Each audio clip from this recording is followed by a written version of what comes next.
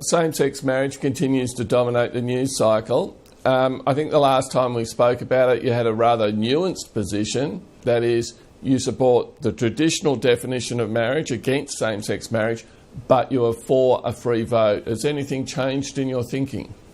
No, that's my strong view on this matter, and I think the most important thing is with this debate is that we all just consider what the views are of people. Obviously, people have differing views on this issue. Some are strongly opposed, some are strongly for. But I think the most important thing is that everyone respects everyone's position and that we deal with this in a very mature way. Is it helpful, is it mature when you have senior members of the party saying that any front bencher who supports same-sex marriage should resign from the front bench? Others saying that, this should simply not go to a vote? I think the most important thing is that everyone recognises, as the Prime Minister has stated, that there will be strongly held views on this matter and that we treat each other with respect.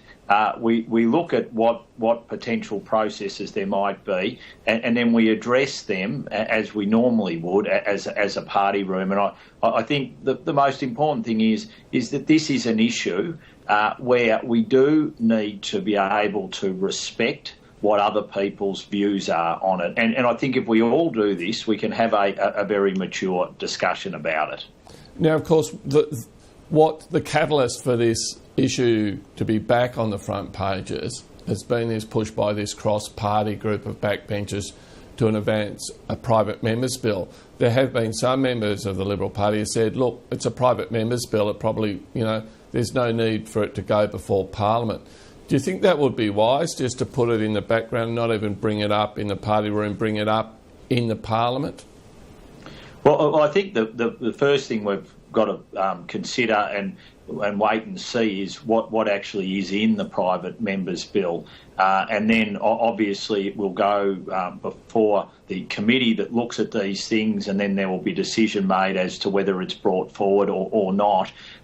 So I think let's wait and see. My understanding is that there was a premature leaking of the bill. I think that's obviously unfortunate. But look, we have to wait and see the bill, wait and see those people who have sponsored it, what they want to see done with it, and then it can be considered by the selection committee, which looks at private members' bill, and then ultimately then there will be a decision to see whether it's going to come before the party room or not, and then obviously everyone will have to decide their views on it. What are your thoughts on that? Well, look, my first instinct would be let's see what's in the bill. I think that's pretty important, and then we've got to work out, okay, how are we going to deal with this issue going forward? The government obviously has been focused on national security and the budget and the economy and making sure we can get good jobs growth in the economy.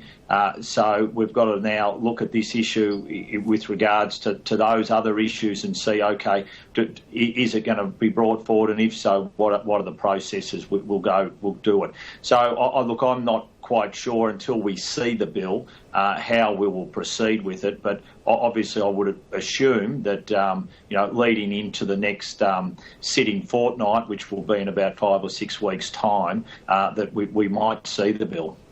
Now, your colleague, Liberal Party colleague Warren Inch, is involved in this backbench group, pushing forward, negotiating about what would be in the bill.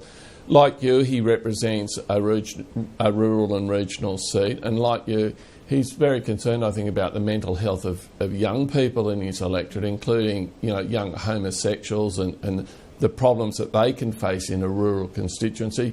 Does that weigh on your mind as you consider the issues involved here?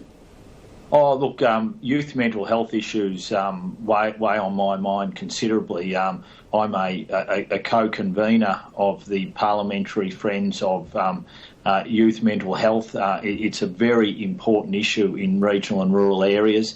It's something where we don't get the services that other people have available to them in city areas. So, look, anything which has an impact on youth mental health we have to take seriously, and that's why I think this is a debate that we must have respectfully, and we must do it in a mature way, and we must understand that there are, strong opinions on either side, and the way that we deal with it is incredibly important. So not just the outcome, the process. The process, I think, is, as a nation, we need to have a mature discussion about this. I mean, obviously, people want to make sure, and governments of both persuasions have done this to ensure that people who are homosexuals aren't discriminated against. So we've got to make sure that when we continue to have the debate about marriage, that we do so in a way which doesn't seem to stigmatise people. Do you think the debate at this point is mature? Do you think maybe on both sides of it there are people who are using, rather unfortunate language, if I can put it like that? Well, I think the problem always is that there can be a tendency for people to play politics, and I think on this issue we have to be careful to avoid that as best we can. It'll always have a political nature to it. But the more that we can avoid that and make sure that we have a discussion, which to me is a discussion around an issue of conscience. So I believe, quite strongly on that, and therefore when you are discussing issues of conscience, you need to make sure that you respect people for their views, and and that's on both sides of the debate.